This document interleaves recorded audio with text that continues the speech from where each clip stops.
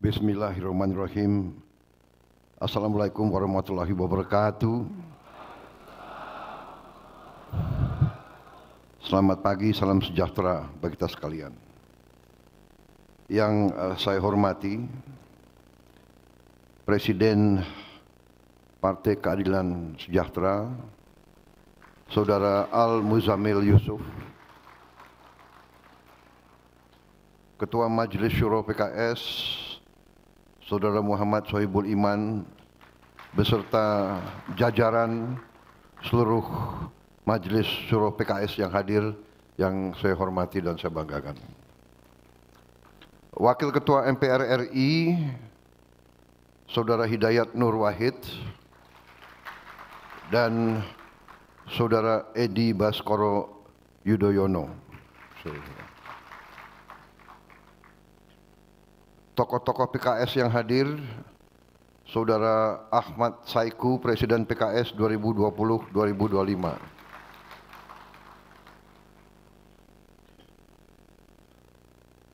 Wakil Ketua Majelis Syuro Saudara Suhama, Wakil Ketua Majelis Syuro Saudara Aunur Rofik, Sekretaris Jenderal PKS Saudara Muhammad Khalid,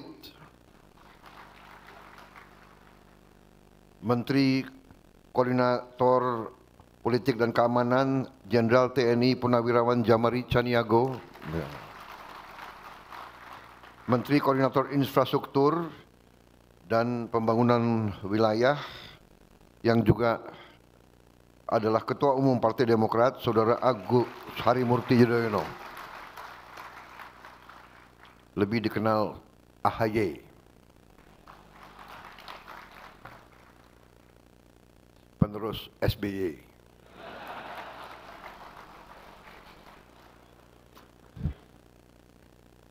Kok saya nggak disingkat ya? PS 08 aja, 8.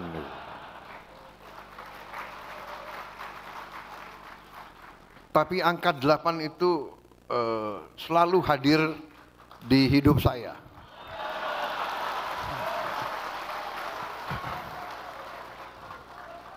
Contoh ya, saya pidato di PBB itu, majelis itu ya, sidang umum ya, General Assembly yang ke-80.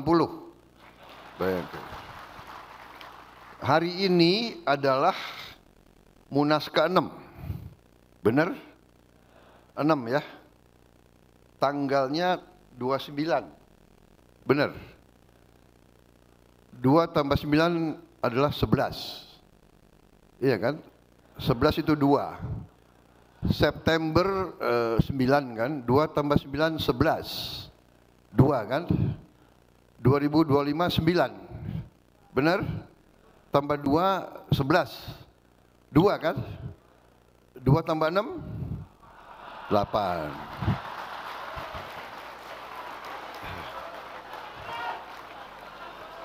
Jadi memang hari baik. Seharusnya saya diundang kemarin, benar ya?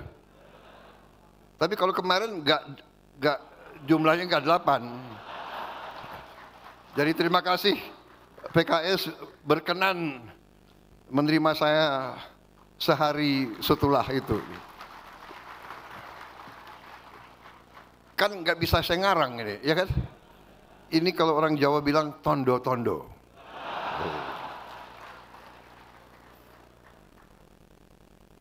Ini presiden kalau kasih sambutan harus serius kan? Menteri Sekretaris Negara, Saudara Prasetyo Hadi, Menteri Ketenagakerjaan Profesor Yasirli,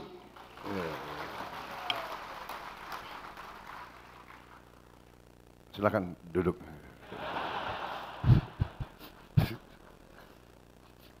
Udah hampir setahun, udah santai aja Pak, relax.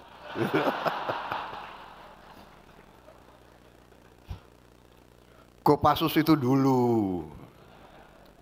Saudara-saudara, saya terkesan sama PKS. Kenapa? Waktu PKS gabung di koalisi kami, ya kan?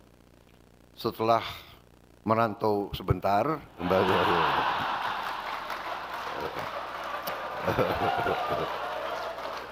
Setelah gabung, ya kan, saya minta silakan ajukan kader yang terbaik untuk di kabinet, iya kan? Saya pikir pasti, ya kan, kader politik, entah tokoh-tokoh yang terkenal, yang disampaikan profesor dari ITB.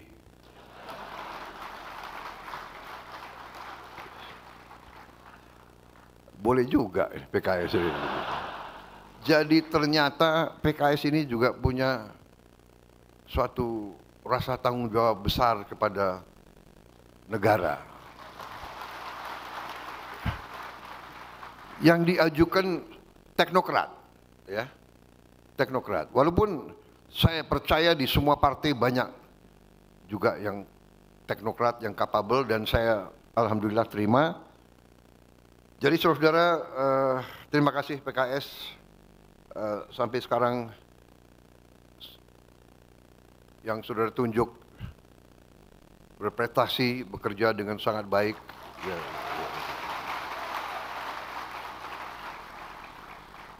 Walaupun saya perhatikan menjelang 1 tahun rambut putihnya tambah banyak gitu.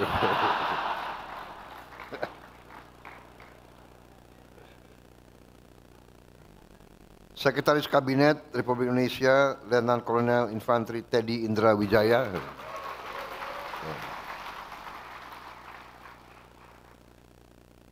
Para anggota DPR RI dari fraksi Partai Keadilan Sejahtera. Yang saya muliakan para pimpinan ormas Islam yang hadir di sini. Terutama yang saya banggakan, para pengurus Dewan Pimpinan tingkat wilayah Partai Keadilan Sejahtera, seluruh kader Partai Keadilan Sejahtera, beserta seluruh keluarga besar PKS dimanapun saudara berada.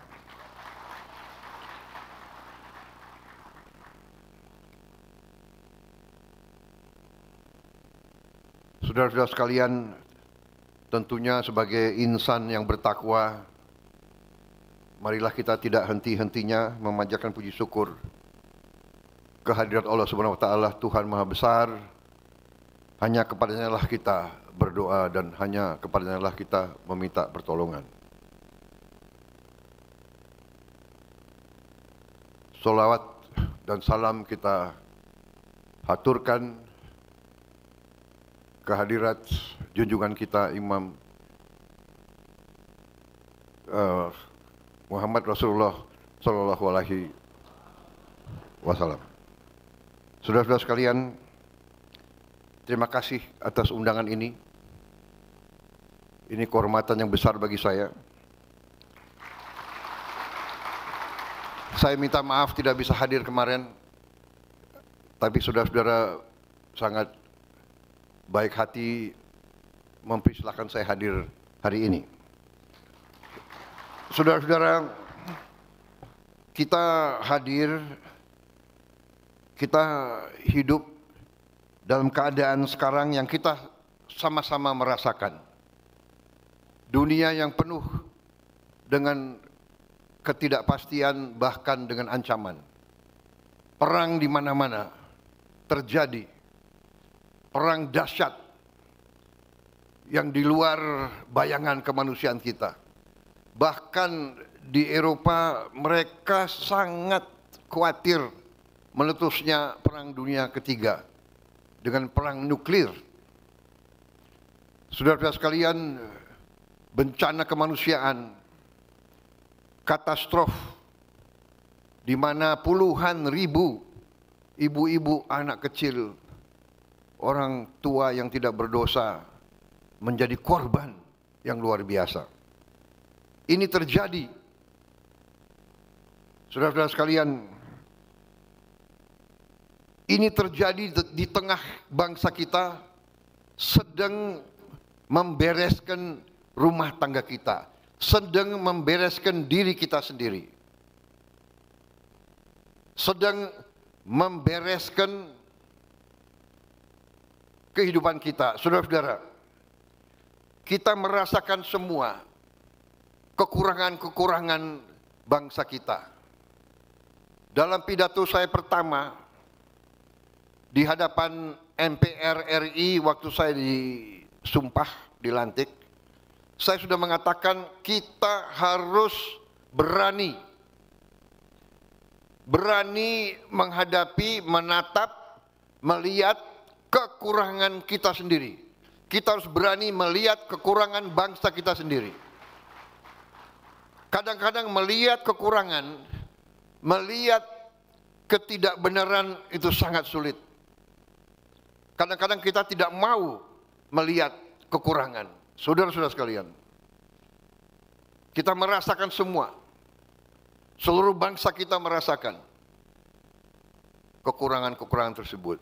Kita merasakan, selalu kita mengerti dan memahami bahwa negara kita penuh dengan kekayaan. Tetapi kita tidak bisa pungkiri bahwa sebagian cukup besar dari rakyat kita belum menikmati kekayaan tersebut. Sebagian rakyat kita masih hidup dalam kesusahan, masih hidup dalam kesulitan, masih hidup dalam kemiskinan. Kita menyadari hal itu. Masalah-masalah yang kita hadapi, masalah-masalah yang diutarakan oleh banyak pakar di mana-mana, kita fahami. Saudara-saudara fahami. Karena itulah saudara berpolitik.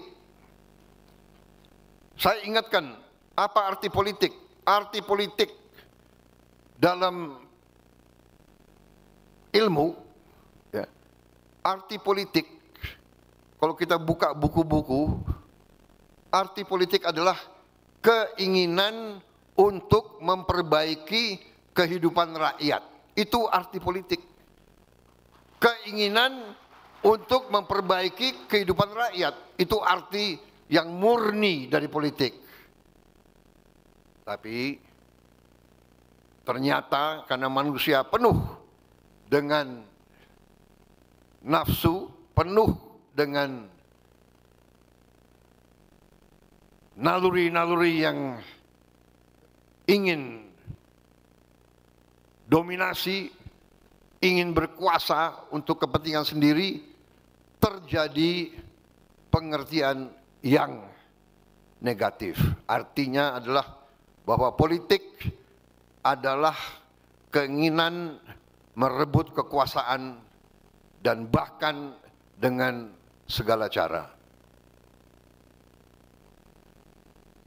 Benar, politik adalah berurusan dengan kekuasaan. Tapi kekuasaan itu harus diminta dari rakyat. Rakyat harus memberi kekuasaan secara sukarela, secara legowo, secara ikhlas. Baru si penerima kekuasaan harus menerima kekuasaan dan menggunakan kekuasaan dengan searif-arifnya, dengan sejujur-jujurnya, dan dengan seutuhnya bekerja untuk yang memberi kekuasaan tersebut.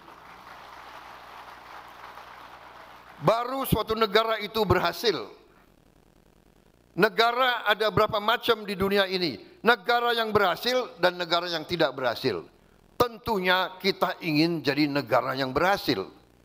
Sebagaimana dikatakan tadi oleh Presiden PKS, negara yang berhasil adalah negara di mana semua rakyat bisa hidup dalam kecukupan. Kemakmuran dirasakan oleh seluruh rakyat Indonesia. Itu tujuan kita. Jadi saudara-saudara, PKS sebagai partai politik, dengan Demokrat, dengan Gerindra, dengan partai-partai lain, kita membentuk partai politik karena itu adalah pilihan kita sebagai bangsa. Kita memilih hidup secara demokrasi. Demokrasi yang kita pilih adalah demokrasi melalui keterwakilan. Pelaku demokrasi adalah partai-partai politik. Dan kita lakukan melalui kedaulatan rakyat. Kedaulatan rakyat diberikan melalui pemilihan umum dan pemilihan daerah. Ini konsensus, ini kesepakatan, ini keputusan politik. Jadi, kalau kita ingin berhasil sebagai bangsa, kita harus sepakat dengan hal ini. Dan kita harus konsekuen dengan hal ini. Dan kita harus patuh dengan keputusan rakyat. Saudara-saudara sekalian, dalam kurun waktu 80 tahun kita telah mengalami pasang surut, kita pernah mengalami perang ideologi, kita pernah mengalami perang saudara, kita pernah mengalami gangguan-gangguan dari mana-mana, tapi alhamdulillah kita sekarang utuh, kita sekarang kuat, kita sekarang masih berdiri di atas kaki kita sendiri. Kita mengerti banyak kekurangan. Antara lain, kita tidak bisa pungkiri korupsi masih sangat berlaku di bangsa kita ini. Memang kita mengerti hampir semua negara ada korupsi. Tapi korupsi di kita harus kita akui. Menurut saya dalam keadaan yang sangat-sangat memprihatinkan. Rakyat sudah mengerti, rakyat tahu, dan pemerintah yang saya pimpin, saya sendiri sebagai mandataris, penerima mandat dari rakyat, penerima kekuasaan dari rakyat, saya bertekad untuk memenuhi janji dan sumpah saya kepada bangsa dan rakyat Indonesia.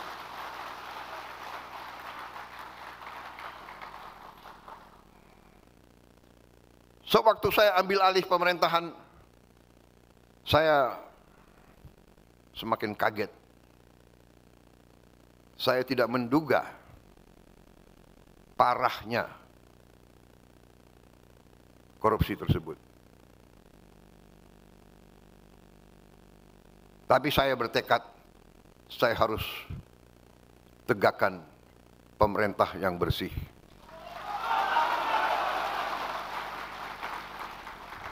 Hanya dengan pemerintah yang bersih, Indonesia bisa bangkit. Saudara-saudara sekalian, kekayaan kita luar biasa. Tapi kita harus akui kelemahan dari elit kita. Kelemahan dari mereka-mereka yang kita anggap pinter dan cemerlang, ternyata kalah pinter dengan koruptor dan penipu-penipu dan manipulator-manipulator. Saudara-saudara sekalian, saya ambil kesimpulan dan akan saya panggil Jaksa Agung, semua penegak hukum.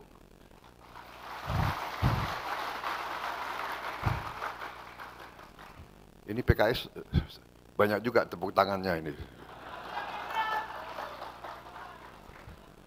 Sayang pemilu masih lama itu. Enggak. Kembali nih, serius, ini serius. Kalau banyak emak-emak aku grogi juga di sini. Enggak, ini serius ya, kembali. Saya akan panggil, ternyata iya, koruptor-koruptor itu memang luar biasa lihainya dan merugikan bangsa cukup parah. Dan korupsi yang paling besar, penyimpangan yang paling besar itu yang setengah korupsi atau korupsi yang tersamar, ya, seolah legal tapi nyolong. Ini pinternya orang pinter, repotnya orang pinter itu sering pinter nyolong. Aku heran juga ini gimana caranya itu. Jadi saudara-saudara, yang paling parah adalah kerugian sistemik. Ya, koruptor itu brengsek, dia nyolong berat.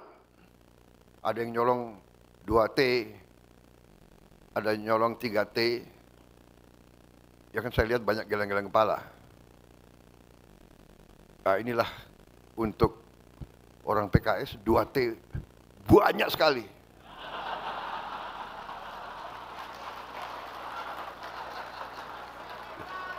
Benar ya? Begitu aku omong 2T, ada yang geleng-geleng kepala 2T.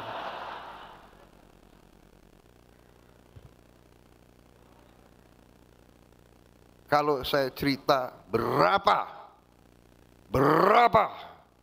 ratus T uang negara yang hilang hampir tiap tahun, mungkin kalian nggak geleng-geleng kepala lagi kali itu.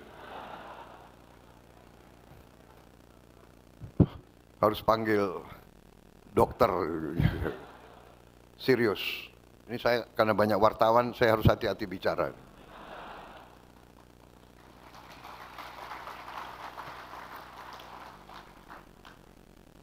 Jadi saudara-saudara, tapi saya yakin di dalam hatinya wartawan-wartawan, sebetulnya apa yang saya ngomong, mereka merasakan. Karena wartawan pun penghasilannya sedikit. Benar. Yang mungkin duitnya banyak, ya bos-bos kalian. Tapi wartawan ya gajinya, ya kan? Jadi saudara-saudara, ini adalah yang saya lihat, ya, yang kita harus beresin nanti semua ini adalah suatu, menurut saya, perampokan sistemik. Sistem yang dibuat dan kelengahan elit kita selama ini sehingga kekayaan kita terkeruk. Sebagai contoh,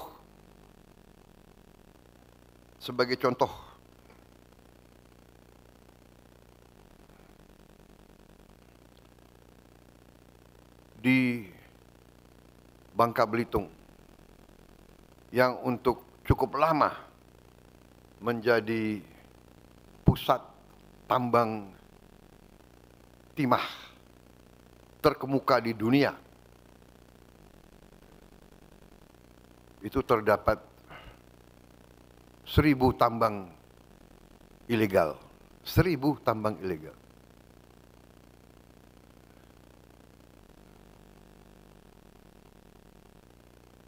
Mulai tanggal 1 September kemarin, saya perintahkan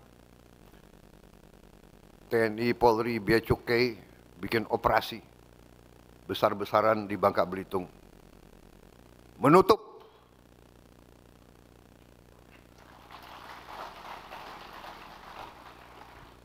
yang selama ini hampir 80% hasil timah tiap tahun diselundupkan tiap tahun.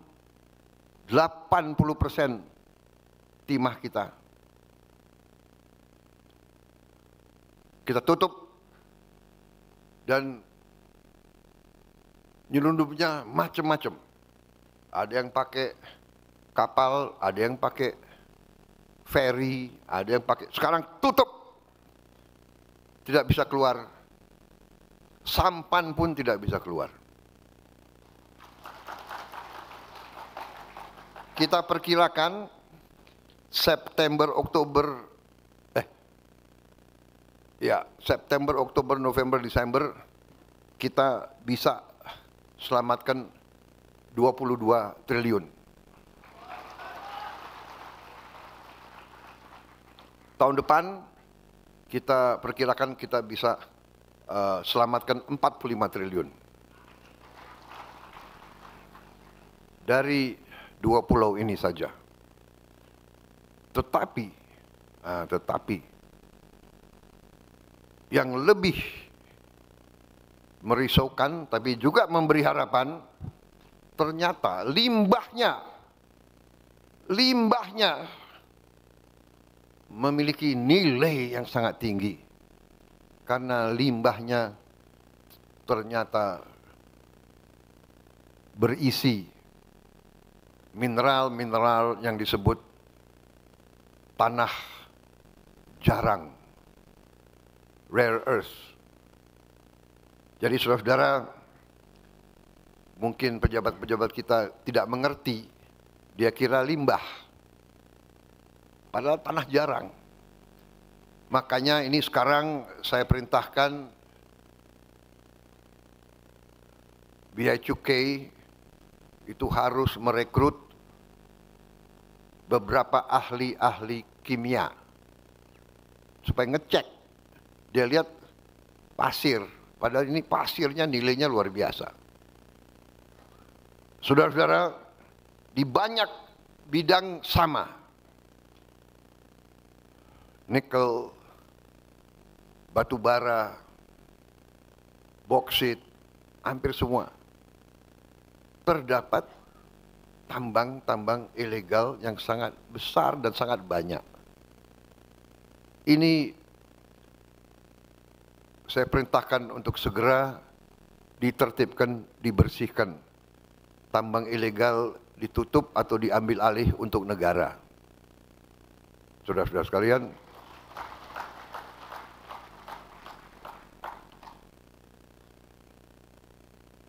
dan ini menjanjikan bahwa bila kita tegakkan ini, insya Allah penerimaan negara jauh lebih besar, kebocoran-kebocoran kita tutup, sehingga negara akan punya kemakmuran.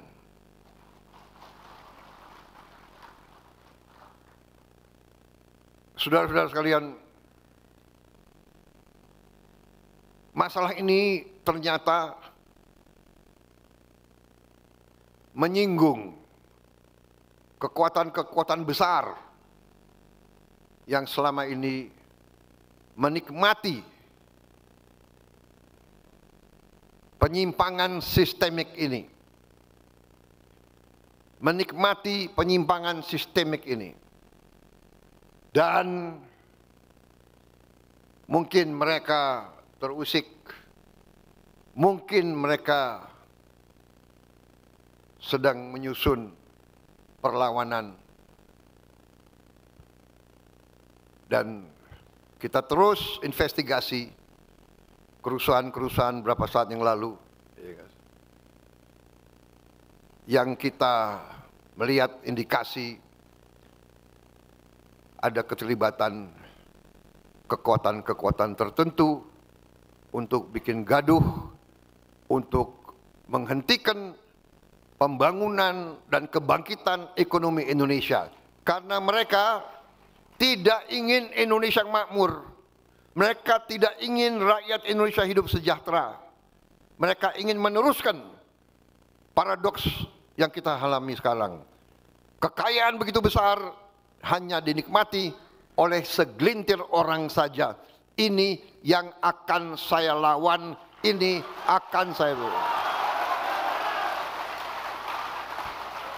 Dan saya berharap saudara-saudara sekalian, semua partai politik termasuk PKS bersama saya, mari kita lawan ini.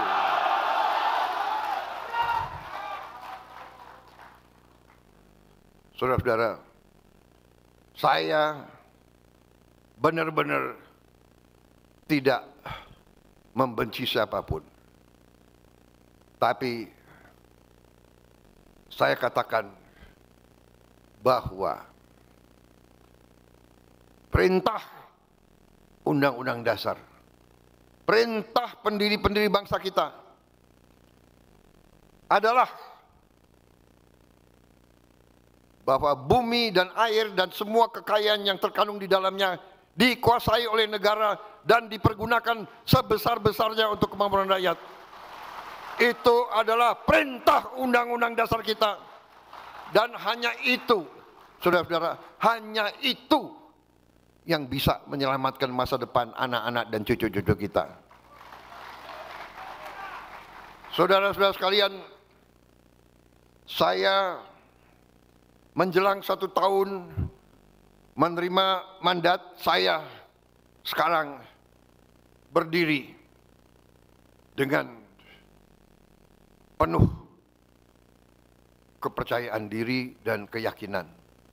Karena dalam 11 bulan kita telah membuktikan dengan itikat yang baik, dengan tujuan yang baik, dengan hati yang ikhlas, dengan cinta tanah air dan cinta rakyat, kita bisa berbuat banyak. Kita telah menyelamatkan minimal 300 triliun rupiah. 300 triliun rupiah inilah yang kita pakai untuk makan bergizi gratis. Saudara-saudara sekalian, sampai hari ini sudah menjelang 30 juta penerima manfaat. 30 juta anak dan ibu-ibu hamil tiap hari menerima makanan. Bahwa ada kekurangan, iya. Ada keracunan makan, iya. Kita hitung dari semua makanan yang keluar, penyimpangan atau kekurangan atau kesalahan itu adalah 0,00017%.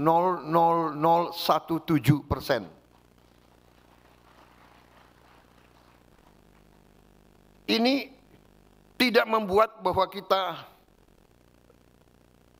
puas dengan itu. Tapi namanya usaha manusia yang demikian besar, yang belum pernah dilaksanakan, saya kira dalam sejarah dunia.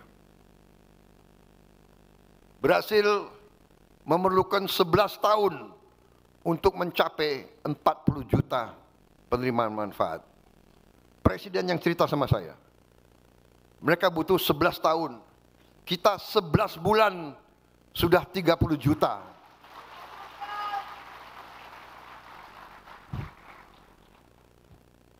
Ada kekurangan? Ada. Tapi manfaatnya sangat-sangat besar. Kita tidak bisa menduga. Kita mungkin PKS yang di daerah-daerah merasakan pasti. Tapi banyak elit Indonesia tidak bisa menduga bahwa anak-anak kita, rakyat kita makan nasi pakai garam. Ini kita buktikan bahwa kita bisa memberi sesuatu, memberi bantuan, memberi apa yang mereka butuh. Saudara-saudara sekalian, dengan program makan bergizi ini menjadi strategis, menjadi sesuatu yang di luar ekspektasi kita. Ternyata dengan makan bergizi ini kita bisa menciptakan lapangan di akhir tahun, di awal tahun depan, Januari Februari, 1,5 juta lapangan kerja baru. Kita telah berhasil menghidupkan ekonomi rakyat, bahwa tiap hari kita butuh telur, kita butuh sayur, kita butuh ikan, kita butuh ayam, kita butuh bahan-bahan dari kampung-kampung itu sendiri, dari kecamatan-kecamatan itu sendiri. Di puncaknya nanti tahun depan, kita akan gelontorkan mendekati 300 triliun untuk makan bergizi. 300 triliun, persisnya berapa Menseknek? 335 triliun.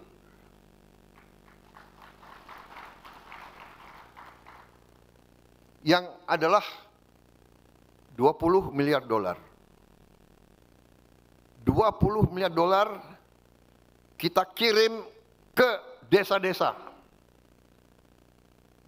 335 triliun kita kirim ke desa-desa, saudara-saudara. Yang selama berapa puluh tahun uang dari daerah mengalir ke Jakarta. Dan di Jakarta sering mengalir ke luar negeri, menetap di luar negeri dan tidak tinggal di Indonesia. Kita balik sekarang, uang masuk ke desa-desa.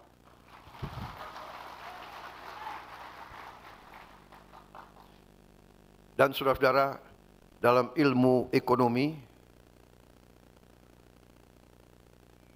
ada yang disebut the philosophy of money. Kalau 1 rupiah beredar di suatu tempat, rupiah itu bisa menimbulkan 2, 3, 4 rupiah baru yang beredar.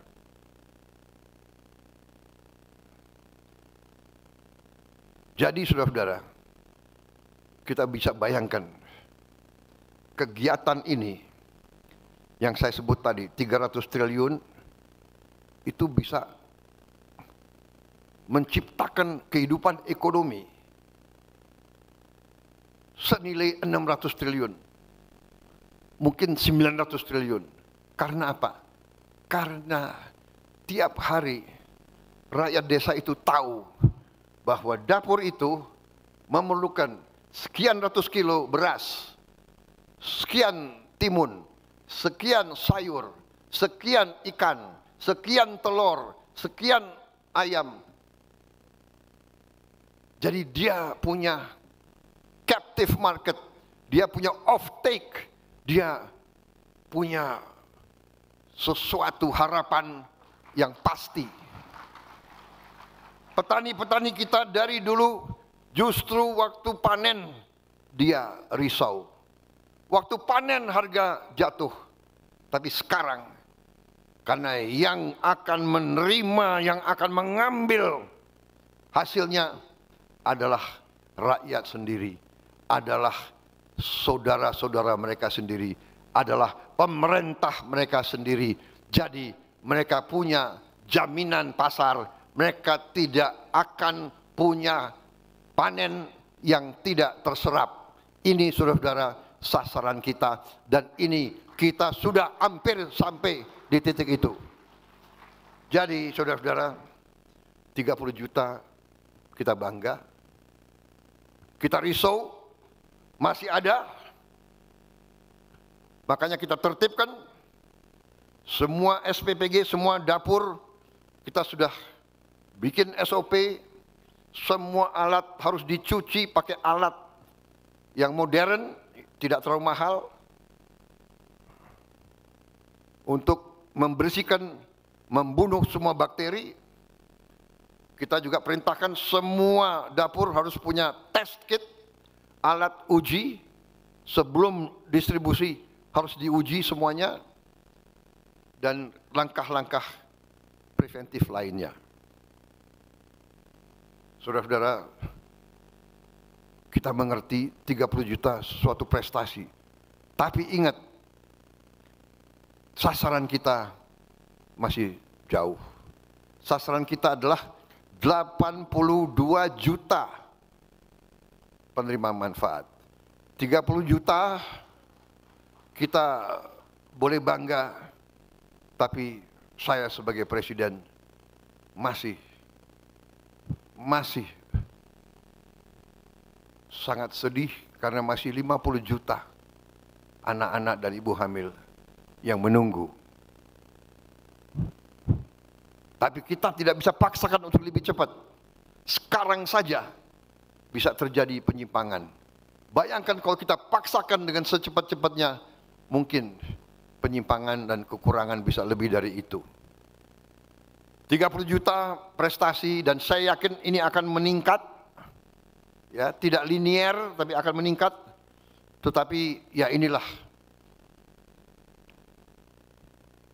sebagai seorang pemimpin, sebagai seorang bapak, saya bangga dengan 30 juta, tapi saya masih ingat 52 juta anak-anak kita masih berharap, masih menunggu dengan ibu-ibu hamil. Tapi saudara-saudara, rawi-rawi rantas, malang-malang putung, kita tidak takut dengan kesulitan, kita tidak takut dengan tantangan, kita tidak boleh gentar dengan masalah. Kita selesaikan, kita hadapi, kita atasi, kita kerja keras untuk rakyat yang kita cintai, saudara-saudara. Saudara-saudara sekalian,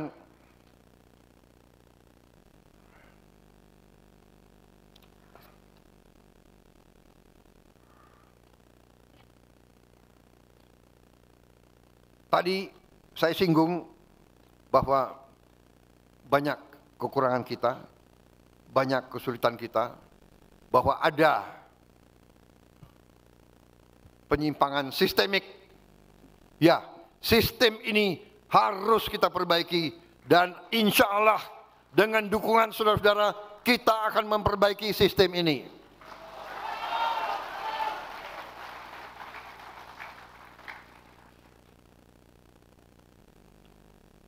Tidak ada pilihan lain untuk menyelamatkan yang sekian ratus juta rakyat. Kita harus berani memperbaiki sistem yang keliru, sistem yang salah, sistem yang memungkinkan kekayaan kita diambil tiap hari, tiap bulan, dibawa ke luar negeri dan tidak kembali ke Indonesia. Ini harus kita hentikan dan akan kita hentikan. Saya mohon doa saudara-saudara, saya mohon dukungan saudara-saudara supaya Presiden Prabowo Subianto lebih berani lagi, saudara-saudara.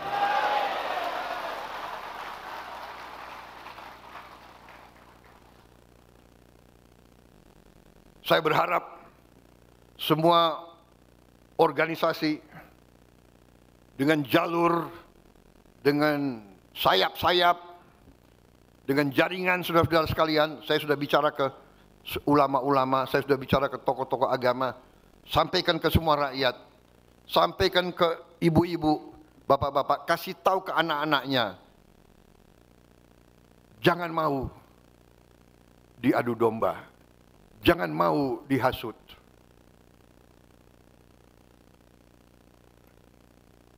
Kalau memperjuangkan demokrasi, kalau memperjuangkan hak asasi manusia, kalau memperjuangkan keadilan, kalau memperjuangkan perlawanan terhadap korupsi, tidak dengan kerusuhan, tidak dengan bakar-bakar, saudara-saudara sekalian. Apalagi yang dibakar dibangun dengan uang rakyat. Katanya memperjuangkan demokrasi, lembaga demokrasi, gedung DPR, DPRD dan dibakar. Membuat kerusuhan, membuat bom molotov. Ini adalah kejahatan. Ini bukan aktivis, bukan pejuang demokrasi, bukan pejuang keadilan. Mereka hatinya jahat. They are evil. Mereka zolim. Mereka ingin membuat kekacauan. Mereka ingin mengadu domba. Mereka ingin menghentikan kebangkitan bangsa Indonesia.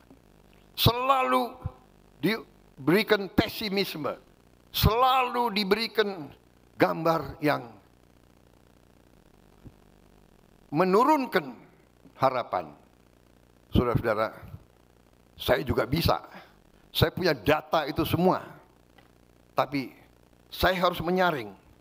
Dan saya harus melihat. Dan saya melihat bahwa tadi baru berapa bulan, tapi dengan itikat baik, dengan niat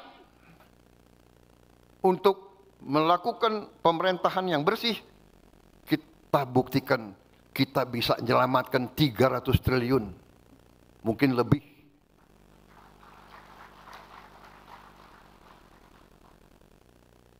Di semua bidang banyak kekurangan. Makanya kita kerja keras. Kita kerja keras. Saya kasihan sama menteri-menteri saya sebetulnya.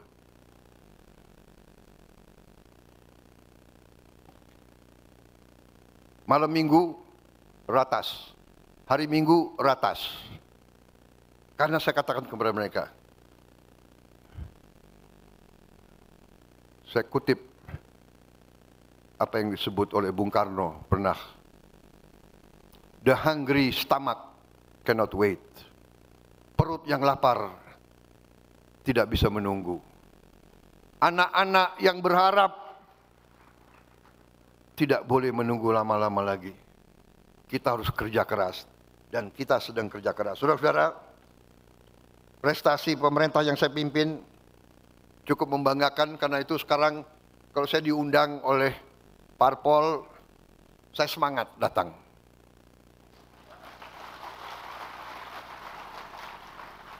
Karena saya bisa cerita, ya kan? Dan karena saudara juga bagian dari koalisi saya, ya kalian ikut bangga juga dong. Iya kan? Tapi kau perhatikan nggak?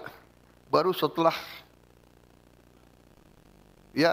Agustus lah aku lebih berani tampil. Benar? Terus terang aja, bulan-bulan pertama pemerintah komunikasinya kurang, saya akui. Karena kita lagi kerja. Kita komunikasi sering, bicara baik-baik, tapi hasilnya nggak ada. Malu. Malu sama rakyat, kasihan sama rakyat. Saya kalau keliling daerah, anak-anak keluar dari rumah, mereka teriak, Pak, makan bergizi, Pak. Oh ya, sudah terima? Belum, Pak, belum terima. Bayangkan itu, gimana itu? Aduh, sabar ya. Habis itu langsung kepala BGN saya telepon. Kepala BGN sudah botak kepalanya itu.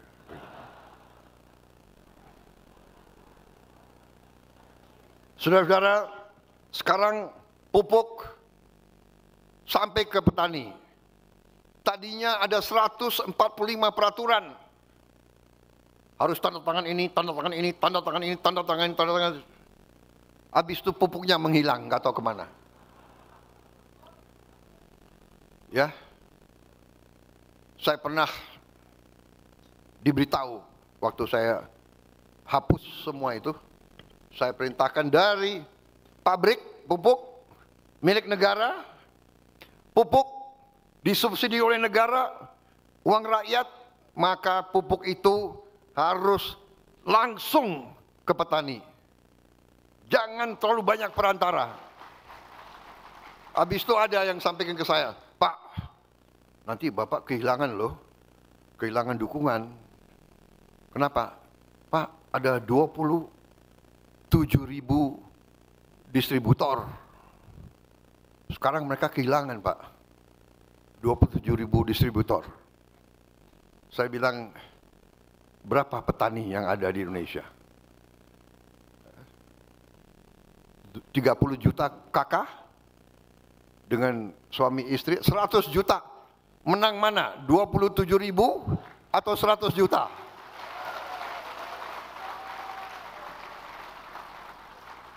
Dan saya sudah lama jadi orang Indonesia. Saya tahu itu distributor itu ya. Saya tahu itu. ponaannya bupati, sepupunya, tim suksesnya, maaf deh. Kan kita sudah lama jadi orang Indonesia, ya kan? Habis itu, udahlah, kita sudah tahu kan, kalau bupati nanti dia yang harus tanda tangan, nanti dia cek, oh, kecamatan itu nggak milih gue, desa itu nggak milih saya, nggak deh, pupuknya kurangi aja, kasih yang milih gue. Ya, ini yang nggak benar, saudara-saudara. Dan waktu saya perintahkan potong mata rantai ini, yang 27.000, kecewa, ya kan? Ada kader Gerindra yang pinter, dia datang ke Menteri Pertanian, Pak, kalau bisa yang 27.000 diganti kader-kader Gerindra aja. Ada wartawan sih. Pokoknya saya bilang, nggak ada itu. Tidak ada yang gantikan. Dari Papuk sampai gitu, nggak ada.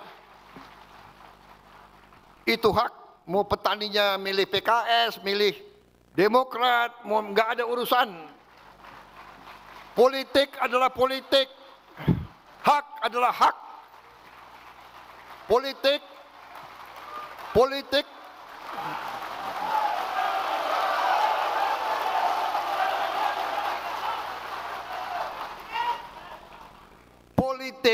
itu di kotak suara. Urusan si warga negara dengan hati nuraninya dan dengan yang maha kuasa di atas. Nggak ada urusan. Namanya kader kan, lihat kesempatan, nggak ada. Nggak ada kader-kader Gerindra yang datang-datang lagi ke menteri-menteri, macam-macam lagi, nggak ada itu. Ya kan? Saudara-saudara, dan kenyataan, coba cek, ya kan, di mana coba? Sumatera Barat saya kalah, ya kan?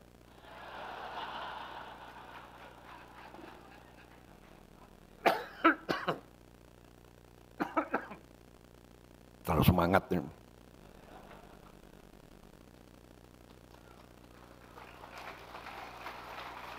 Minta izin boleh ya? Sedikit.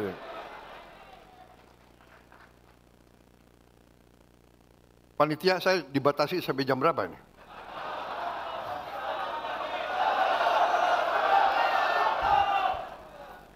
Saudara-saudara, ternyata cek Sumatera Barat, pupuk lancar nggak di situ? Aku kalah juga di Aceh, ya kan? Coba cek, ya kan? Pupuk lancar nggak? Coba cek bupati-bupati PKS, ya kan? Nggak ada. Kita harus dewasa. Kita harus jadi bangsa yang dewasa. Kita ingin menang, tapi kita juga harus siap kalah. Kalau mau belajar kalah, belajar dari Prabowo Subianto.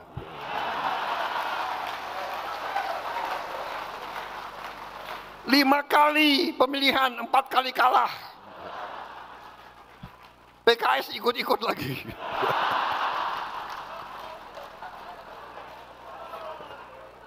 Dua kali dukung gue, 2 kali kalah. Yang gue menang, lu nggak dukung lagi.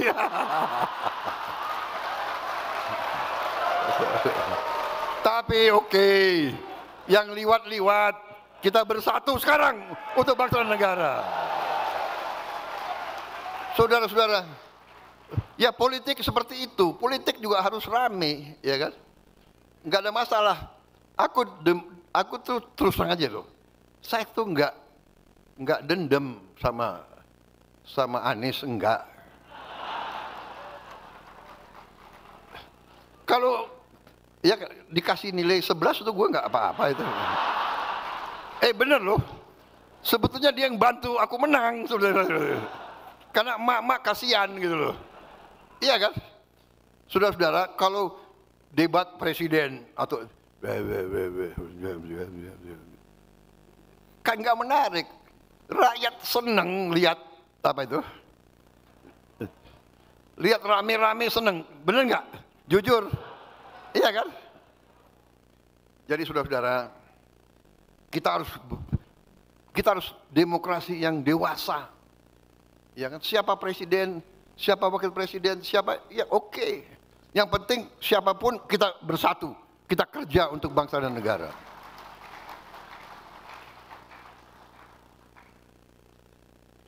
Kita akan membentuk koperasi desa dan kelurahan di 80.000 desa.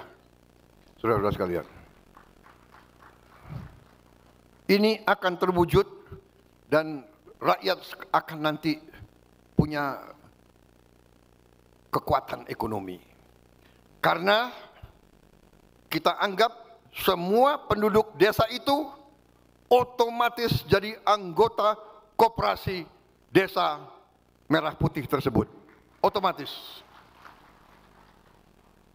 Jadi dia akan dapat barang-barang dengan harga yang semurah-murah yang kita bisa capai. Kita percepat mata rantai distribusi. Semua produksi mereka kita bisa serap. Kita akan bikin supermarket milik koperasi di setiap kabupaten. Kita akan bikin hypermarket di tiap provinsi dan hypermarket di pusat Indonesia. Jadi semua produk dari petani kita, nelayan kita, UMKM kita, kita beri tempat, beli pasar yang baik, yang bagus. Saudara-saudara sekalian, kita sudah hitung bahwa hitungan kita akan meringankan beban hidup rakyat kita dengan signifikan. Beras akan murah, minyak goreng akan murah, LPG bersubsidi akan sampai, pupuk bersubsidi harus sesuai harga jual, dan nanti kita akan bikin tenaga surya di tiap desa, sehingga nanti tiap desa kita akan mandiri. Saudara-saudara, perumahan rakyat hari ini, berapa jam lagi saya akan resmikan pembagian rumah 25.000 rumah hari ini. Kita sudah tingkatkan kuota, fasilitas, likuiditas, pembiayaan perumahan ke 350.000 penerima. Saudara-saudara sekalian, kita akan membangun ratusan ribu rumah. Memang ini tidak bisa seketika, tapi dalam minggu-minggu akan datang, bulan-bulan akan mendatang, kita akan perlihatkan, membuktikan kepada rakyat real. Kita serius, tanah-tanah negara yang belum dimanfaatkan secara maksimal, kita peruntukkan untuk perumahan rakyat tercapai. Tidak semata-mata selalu untuk perumahan mewah. Justru perumahan untuk rakyat yang paling bawah kita harus siapkan dan akan kita siapkan. Saudara-saudara, pembangunan 100 desa nelayan sudah berjalan dan kita akan tambah minimal 1.000 desa nelayan. Harapan kita tahun depan akhir bisa sampai 2.000 desa nelayan. Satu desa nelayan terdiri dari 2.000 nelayan. Kalau 2.000 desa nelayan berarti 4 juta nelayan. Dengan istri dan anak 2 itu berarti 16 juta. 16 juta saudara-saudara kita penghasilannya akan meningkat. Yang tadinya tidak punya pabrik es akan punya pabrik es. Yang tadinya tidak punya dermaga akan punya dermaga. Yang tadinya tidak punya gudang cold storage akan punya gudang cold storage. Saudara-saudara, kita sudah uji coba satu desa nelayan di Papua, di Biak.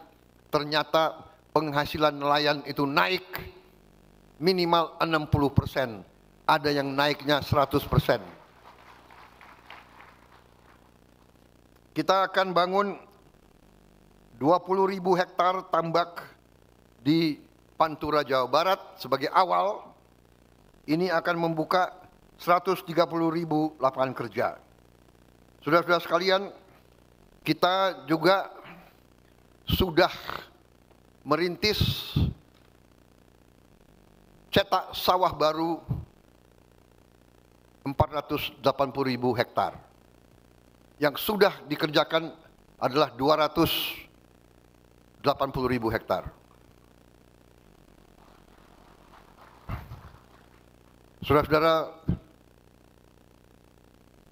produksi beras kita tertinggi sepanjang sejarah NKRI, tertinggi. Dan masalahnya sekarang adalah kita kekurangan gudang.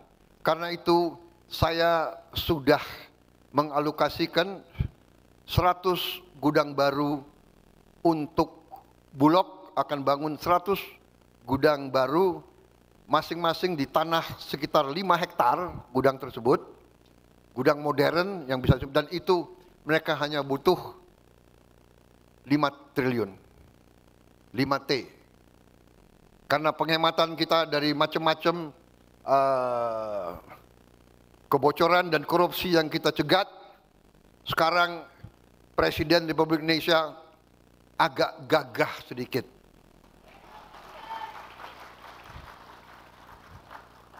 Kalau untuk kepentingan rakyat, setuju. Turunkan uang segera. Saudara-saudara sekalian. Kalau untuk hura-hura, kita kurangi. Maaf, kita kurangi kunjungan-kunjungan kerja, anggota-anggota DPR.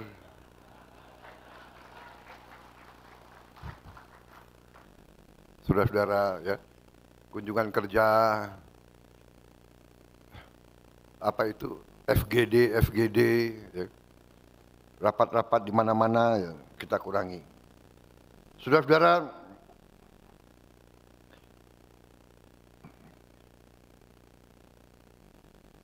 kita juga akan modernisasi 1.500 kapal nelayan. Ini akan menghasilkan 600.000 lapangan kerja baru. Gaji guru sudah kita tingkatkan dan kita sudah memberi tunjangan layak bagi guru-guru non-ASN. Dan sekarang tunjangan guru ditransfer langsung ke rekening penerima. Enggak lewat ini karena kita sudah lama jadi orang Indonesia. Tiap liwat potong sedikit, tiap liwat potong sedikit, ya sudahlah, ya kan? Sudah lama jadi orang Indonesia. Saudara-saudara, kita akan bangun 20 sekolah unggul Garuda, 80 sekolah unggul Garuda transformasi, dan total 6 SMA Taruna Nusantara di daerah-daerah. Dan rencana saya akan membangun 20 politeknik di daerah-daerah yang ketinggalan, yang terbelakang. 20 politeknik. Rakyat, sekolah rakyat sudah kita bangun 165 titik dan kita menuju ke 500 sekolah rakyat. Tapi saya sedang merencanakan dan saya sedang melihat keuangan, saya ingin membuat sekolah unggulan terpadu di setiap kecamatan.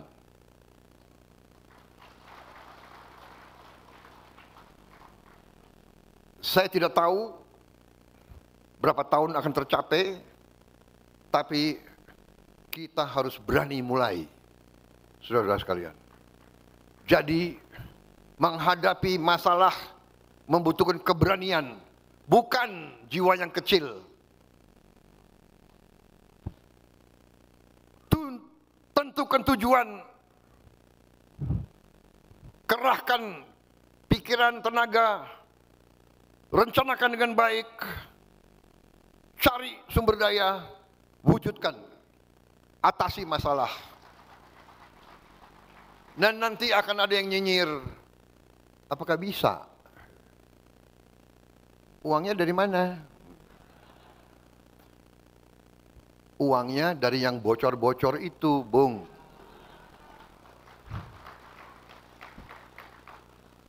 Saudara-saudara, tahun ini juga akan kita bagi 330.000 layar digital interaktif. Satu layar tiap sekolah di seluruh Indonesia. Termasuk 330.000 termasuk pesantren. Iya. Insya Allah termasuk pesantren-pesantren.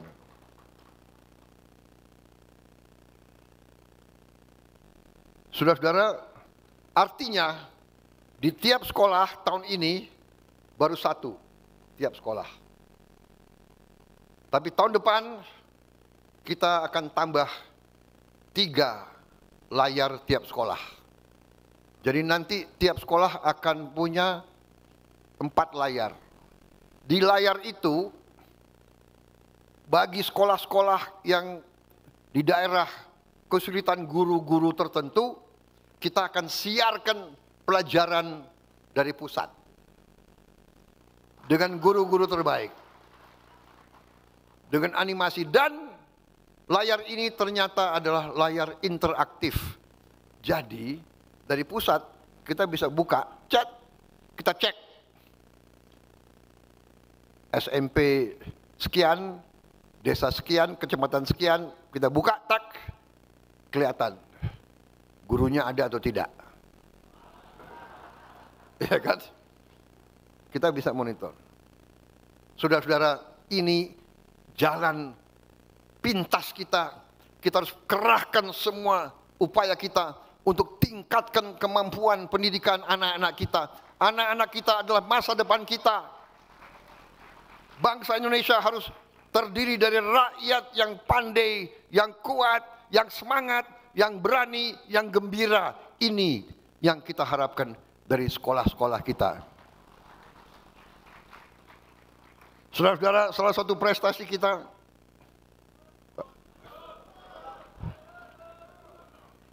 Sepuluh menit ya. Ini nanti ustadz ini udah, wah ini udah waktu, waktu sholat ya. Ini,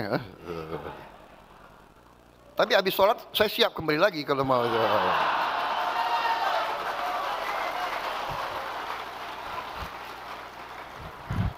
Salah saudara-saudara sekalian ngundang saya itu. Prabowo Subianto jangan dikasih podium. Di PBB aja saya lupa pakai pukul-pukul meja itu. Sampai saya disindir-sindir oleh Trump, dia bilang gitu.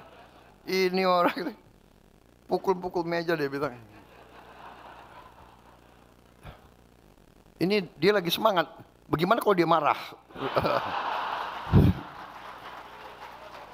Aduh, minta ampun, ini adik kuasa. Saudara-saudara, salah satu prestasi kita yang harus kita syukuri, kita telah membentuk suatu dana Sovereign Wealth Fund, dana kedaulatan, yang kita beri nama Danantara Indonesia. Danantara adalah singkatan Daya Anagata Nusantara. Daya, energi, kekuatan, Anagata, masa depan Nusantara. Jadi dana ini adalah kekuatan energi masa depan Indonesia. Ternyata kaget, banyak di antara kita termasuk saya tidak menduga kalau kita kumpulin semua aset milik negara nilainya adalah lebih dari 1.000 miliar dolar. 1 triliun. 1060. Kumpulin semua. Ternyata kita ketemu aset di sini, aset di sini, aset di sini. Luar biasa itu.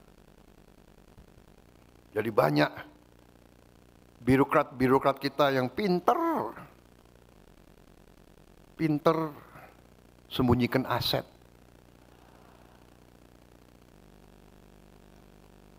Seribu triliun. Tinggal manajemen. Saya perintahkan bersihkan itu BUMN.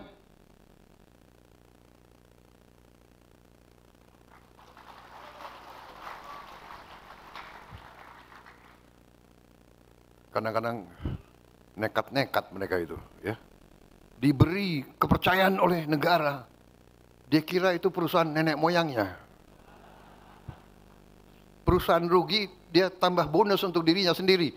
Brengsek banget ini.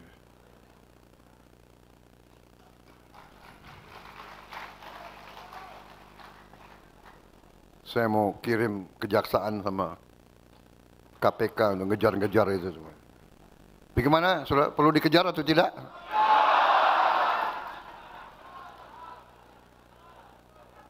Nanti dibilang Prabowo kejam.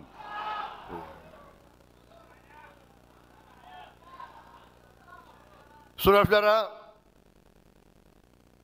kita kasih kesempatan mereka bersihkan itu BUMN. Saya berharap dari dalam 2, 3 tahun, 4 tahun kita bisa bersihkan. Ya. Saudara-saudara, kalau dagang yang biasa, ya, itu harusnya hasilnya itu yang wajar itu 10% dari aset. Kalau aset kita 100, harusnya tiap tahun kita dapat hasil 10%. Iya kan? Jadi dari 1.000 miliar dolar harusnya negara kita dapat hasil 100 miliar dolar tiap tahun. 100 miliar dolar berapa itu? Menseknek. Menseknek ini ahli hitung. Berapa? 100 miliar dolar kali 16.000. 1.600 triliun. 1.600 triliun, saudara-saudara. Harusnya. Oke, karena kita orang Indonesia yang 10%.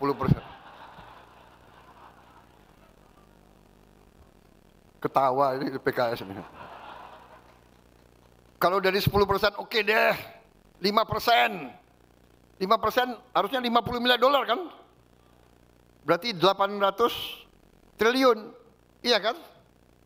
Enggak defisit kita. Enggak juga 5%. Ya udah deh, enggak 5%, 3%. Enggak juga. Tapi kita kasih target mereka ini dalam 3 tahun kita tunggu. Kita tunggu hasil mereka. Insya Allah akan mencapai yang kita harapkan, saudara-saudara.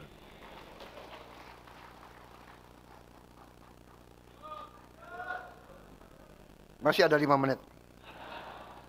Saudara-saudara, saya percaya Danantara akan menciptakan jutaan lapangan kerja. Jutaan lapangan kerja. Cek kesehatan gratis pertama kali dalam sejarah Republik Indonesia. Sekarang sudah sampai 36 juta warga negara. Termasuk ibu hamil. Saudara-saudara, pemerintah sudah berhasil menguasai kembali 3,2 juta hektar kebun kelapa sawit yang bermasalah, yang melanggar aturan, yang tidak tertib, yang tidak memenuhi kewajiban-kewajibannya, sudah dikasih tahu peringatan berkali-kali, bandel tidak mau, kita kuasai kembali. Tidak ada alasan, kita kembali sekarang milik negara. Dan ini akan membuka lapangan kerja minimal 1 juta lapangan kerja. Karena kita perintahkan kebun-kebun kelapa sawit itu harus nanti lahan-lahannya dibagi dalam bentuk inti rakyat. Jadi tiap rakyat yang perlu dan yang ingin, yang akan kita bagi 2 hektar masing-masing untuk dikelola. Jadi bukan korporasi besar kerjasama dengan rakyat kecil. Ini yang kita inginkan. Ini adalah ekonomi kekeluargaan yang kuat, narik yang lemah. Sama-sama kita meraih kemakmuran, saudara-saudara sekalian. Kita juga harus segera bangun tanggul laut Pantura Jawa. Untuk selamatkan pantai utara Jawa, segera akan kita mulai membangun tanggul sepanjang 535 km. Saudara-saudara.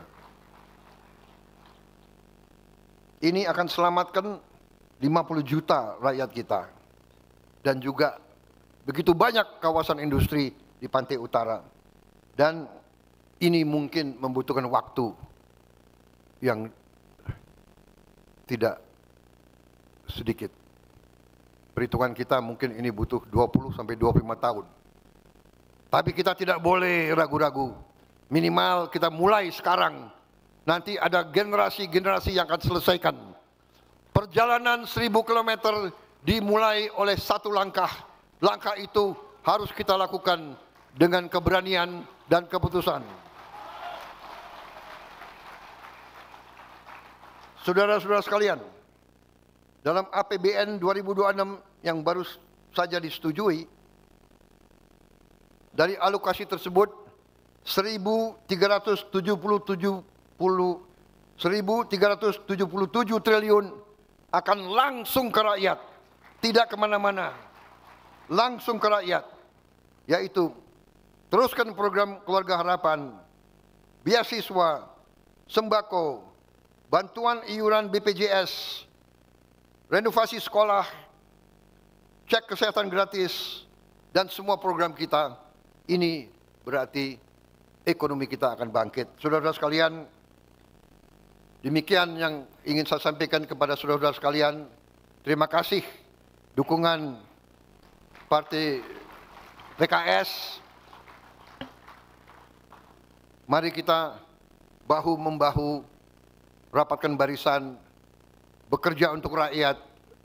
Saya minta saudara-saudara sampaikan kepada semua keluarga besar saudara, jaringan saudara, bahwa Indonesia punya masa depan yang cerah. Syaratnya kita harus pandai menjaga dan mengelola kekayaan kita. Saudara-saudara sekalian, untuk menyelamatkan kepentingan rakyat, saya tidak akan ragu-ragu menegakkan Undang-Undang Dasar dan semua perundangan yang berlaku di Indonesia. Kalau ada yang menganggap pemerintah Indonesia ini bodoh, pemerintah Indonesia lemah, pemerintah Indonesia bisa dibeli, kalau ada yang menganggap itu terus, saya kira mereka akan terus kaget. Karena kita akan buktikan bahwa pemerintah Indonesia yang sekarang tidak gentar dan tidak ragu-ragu menegakkan kebenaran dan keadilan. Saudara-saudara, sekali lagi terima kasih PKS. Minta maaf saya tidak siapkan pantun.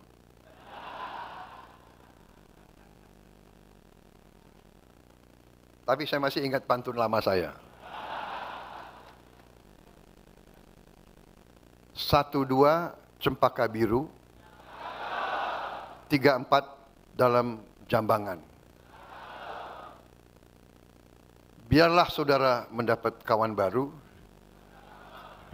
kawan lama dilupa jangan.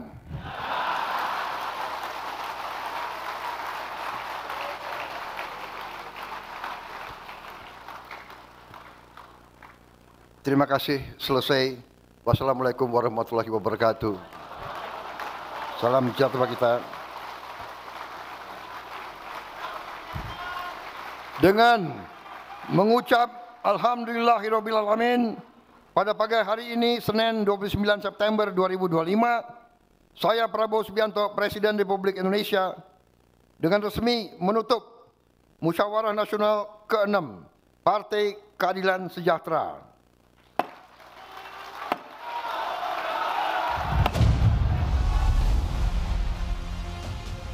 Ya, saudara, itu tadi adalah pidato Presiden Prabowo Subianto menghadiri puncak acara Munas ke-6 PKS di Jakarta Pusat. Kedatangan Prabowo disambut Ketua Majelis Syuro PKS Soebul Iman dan Presiden PKS Al-Muzami Yusuf. Prabowo menghadiri acara ini pada hari ini, tepatnya hari Senin tanggal 29 September 2025 pukul 10 waktu Indonesia Barat. Presiden membawakan pidato ini terkait dengan yang bertajuk Kokoh Bersama Majukan Indonesia di Munas ke-6, Munas PKS ke-6 di Jakarta, saudara. Ini menjadi kunjungan Presiden Prabowo setelah perjalanan panjang sidang ke-80 Majelis Umum PBB dan sejumlah kunjungan luar negeri lainnya. Demikian Breaking News Kompas TV. Selamat menyaksikan program-program kami selanjutnya. Sampai jumpa.